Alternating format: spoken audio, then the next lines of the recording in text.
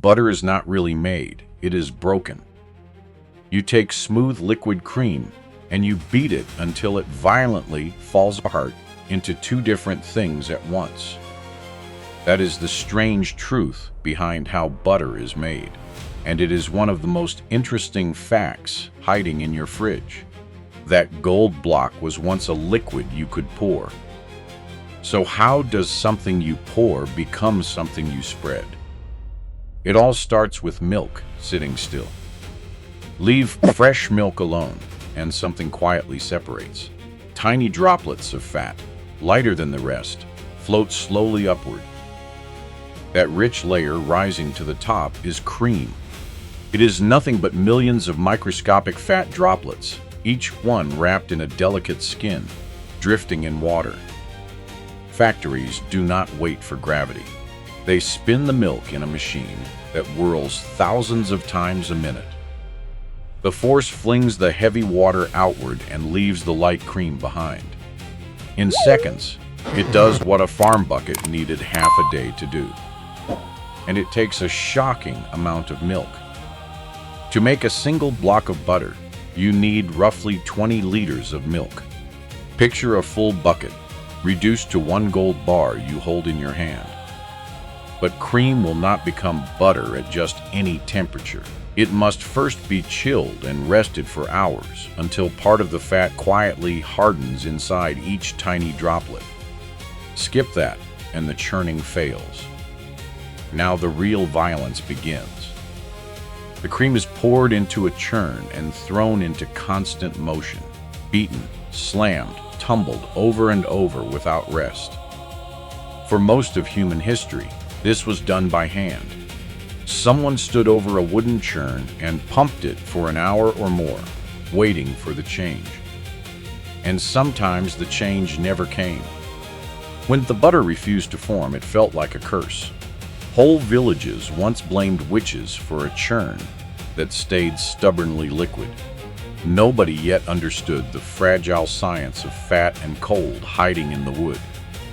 Inside, those millions of fat droplets are crashing into each other. Every collision cracks their delicate skins. The naked fat starts to stick. Droplet grabs droplet. Tiny clumps form. Then bigger ones, all still hidden inside the swirling cream. For a long time, nothing seems to happen. The cream just thickens, like whipped cream going stiff. Then, all at once, it breaks. In a single moment, the smooth cream shatters into two things: yellow lumps of solid butter, and a thin, cloudy liquid swimming around them. That liquid is real buttermilk, not the thick drink from the shop, but the watery milk left behind the instant butter is born. I always find myself wondering who is listening to this right now. Someone in Ireland, maybe, where butter is almost a religion.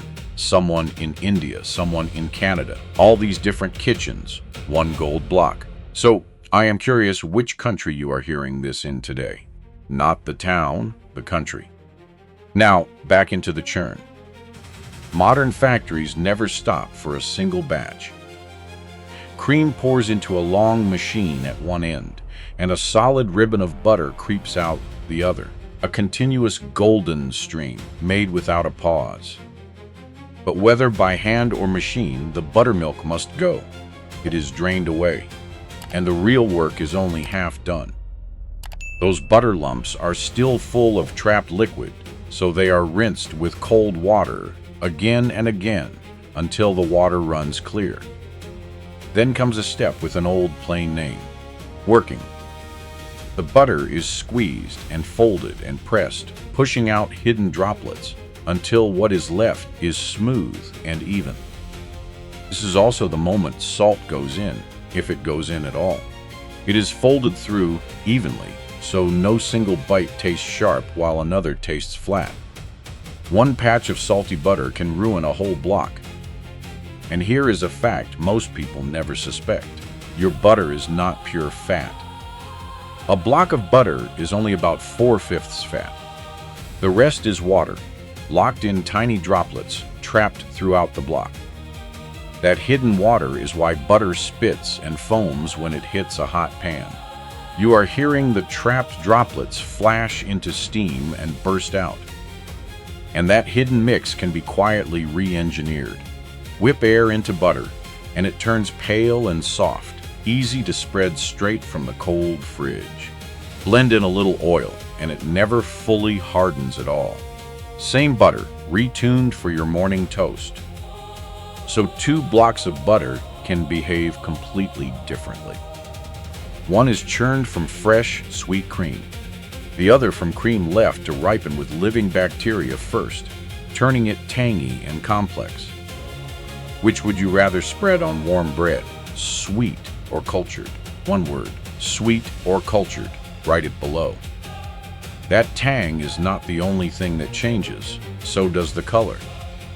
Rich yellow butter and pale white butter can come from the very same breed of cow. The secret is grass. Fresh green grass is full of a golden pigment, and the cow passes it straight into her milk fat. So summer butter from cows on lush pasture glows deep yellow. Winter butter from cows on dry feed turns pale and almost white. The color of your butter is a hidden clue to what the cow was eating. And that fat carries far more than color. Milk fat is one of the most complex fats in all of nature. It holds hundreds of different fatty compounds, all mixed together. That tangled recipe is why real butter flavor is so hard to fake, and why no cheap substitute ever quite matches it. Not every block even carries the same amount of fat. Push the fat a few points higher, and you get the rich European-style butter that bakers chase. That small difference can decide whether a pastry turns out flaky or flat. Now for the part that is pure hidden science, the single strangest thing about butter. Remember what cream is: tiny drops of fat floating in water. Butter is the exact opposite. It is tiny drops of water trapped inside solid fat. The whole thing has been turned inside out. Scientists call it a phase inversion. Cream is fat swimming in water. Butter is water imprisoned in fat. The churning did not just thicken the cream. It flipped it completely. That single flip is the reason cream pours and butter holds its shape. Same ingredients, same fat, same water, rearranged into a mirror image of itself. And because it is mostly fat, butter can be pushed even further. Heat a block gently, and it splits again. The water hisses away, the milk solids sink and brown, and what floats up is pure gold oil. That is clarified butter, known in much of the world as ghee. Stripped of water and solids, it can sit unrefrigerated for months without turning. People learned other tricks to make it last too. A heavy dose of salt was one of the oldest. Salt did not just add flavor, it pulled water out of the places bacteria need to grow. So salted butter survived long after fresh butter would have spoiled. Which leads to one of the strangest chapters in its history. For thousands of years, people buried butter in cold peat bogs to preserve it, to hide it, to age it, to save it for hard times. And it worked far too well. People still dig up lumps of bog butter today. Some of it has been in the ground for hundreds of years. A few finds are thought to be thousands of years old. Still, unmistakably, butter. Even the fresh block you buy is defended against time. It is sealed in foil or waxed paper for a reason. Light and air slowly turn butterfat rancid and stale. That simple wrapper is a shield, keeping the daylight off the gold until the moment you open it. So look at the whole impossible journey. A bucket of milk, a layer of floating fat, a violent beating that shatters millions of tiny skins, a sudden break, an emulsion flipped completely inside out. All of it, just to turn something you pour into something you spread on warm toast. I still cannot get my head around one of these. That butter is really just cream turned completely inside out. Which fact surprised you the most?